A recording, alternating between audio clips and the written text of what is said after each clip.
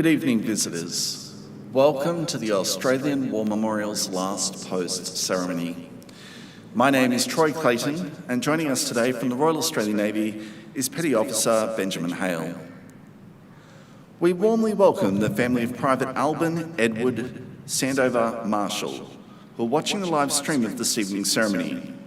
His story will be told shortly. We welcome the veterans who have served, those that are still serving, and the families that love and support them. We also acknowledge the members of the RSL Services Clubs Association, RSL Victoria, and RSL Queensland, who are watching the ceremony broadcast across Australia. During this evening's ceremony, wreaths will be laid at the base of the Pool of Reflection by visitors to the memorial. If you're able, please stand and join in singing the National Anthem.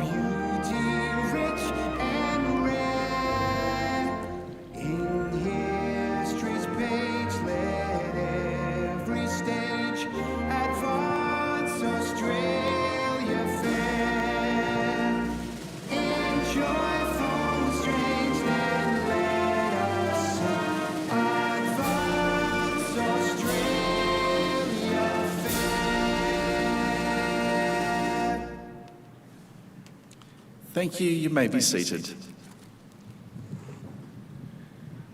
The Australian War Memorial was the vision of Charles Bean, Australia's First World War official historian.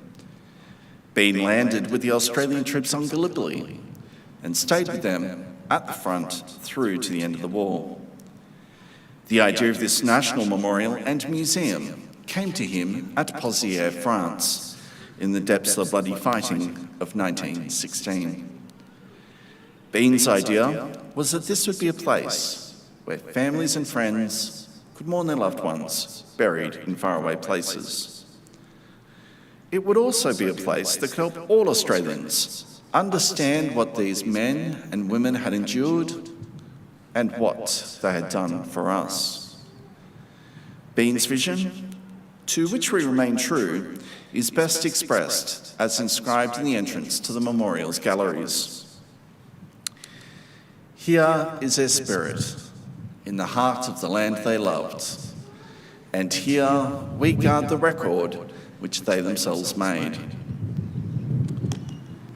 Tonight, we'll read the story behind just one of those on the Roll of Honour, which lists the names of more than 103,000 men and women who have given their lives for us in war and on operations for more than a century.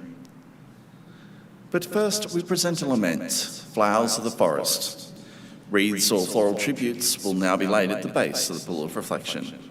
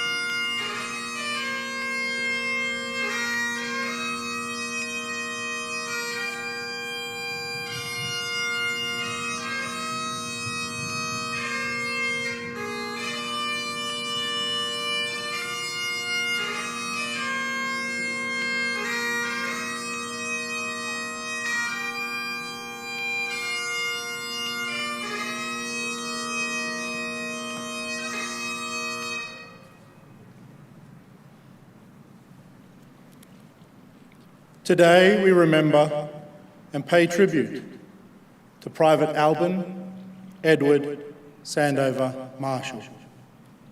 Alban Marshall was born on the 12th of March, 1888, in Brisbane.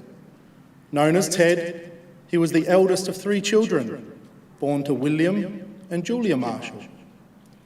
He received his education at Burnstown and Wetherton State Schools, and later became a member of the local rifle club.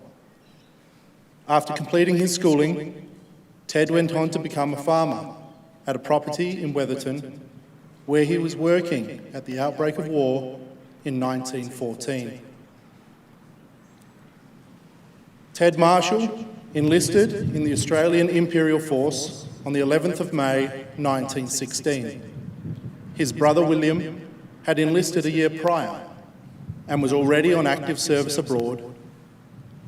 Ted was assigned to the 3rd Reinforcements of the 42nd Battalion and began a short period of training in Australia. He embarked from Melbourne in early September on board the troop ship Clan McGillivray.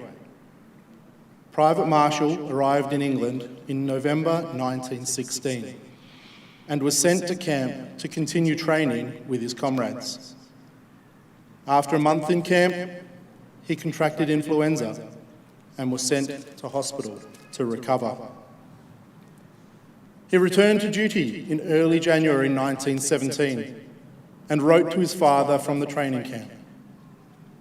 "Just a few lines to let you know that I'm getting on all right, but I still have a cold.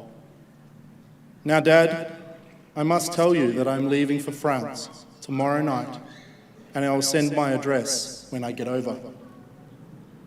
He arrived on the Western Front 2 days later, joining his comrades who had been enduring a bitterly cold winter spent in the front lines. Marshall's first months on the front were spent following the German retreat to the fortified Hindenburg line.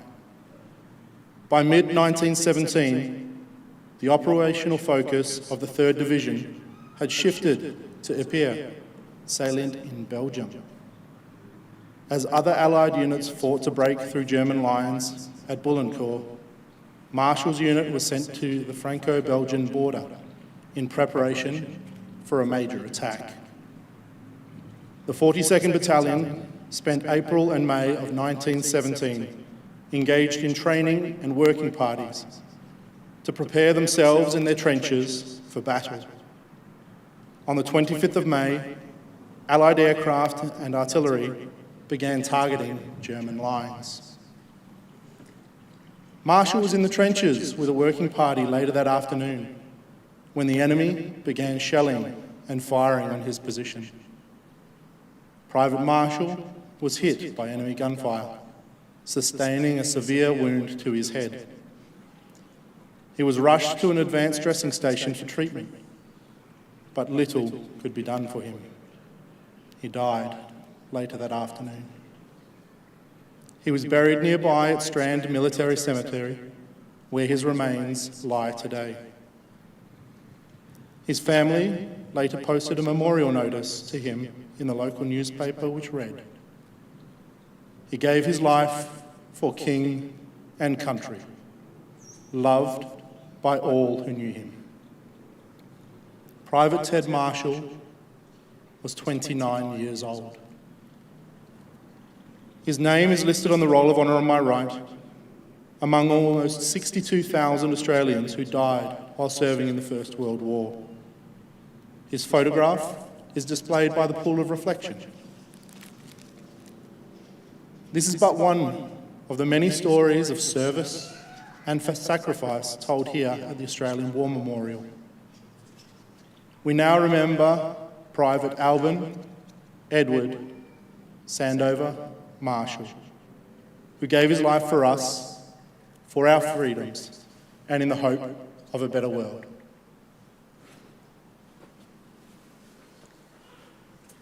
If you're able, please stand for the reading of the Ode and the sounding of the last post.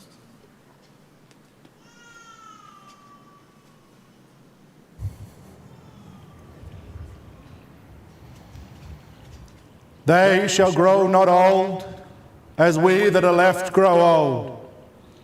Age shall not weary them, nor the years condemn. At the going down of the sun, and in the morning, we will remember them. We'll remember them.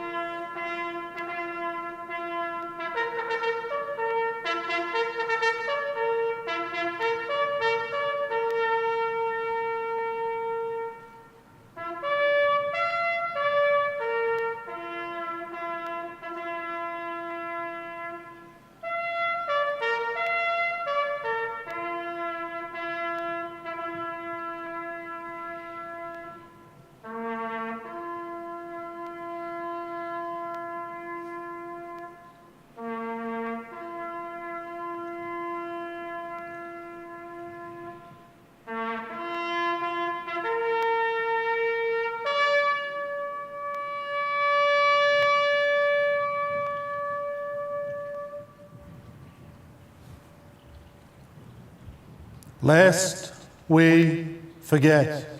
Lest we forget.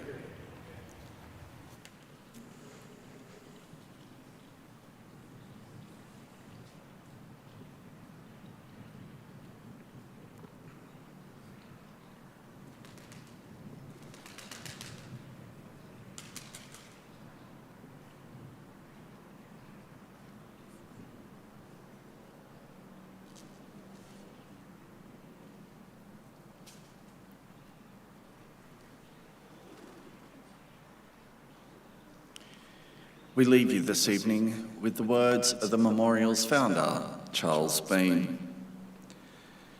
Many a man lying out there at Poziere or in the low scrub of Gallipoli, with his poor, tired senses barely working through the fever of his brain, has thought in his last moments, well, it's over. But in Australia, they will be proud of this.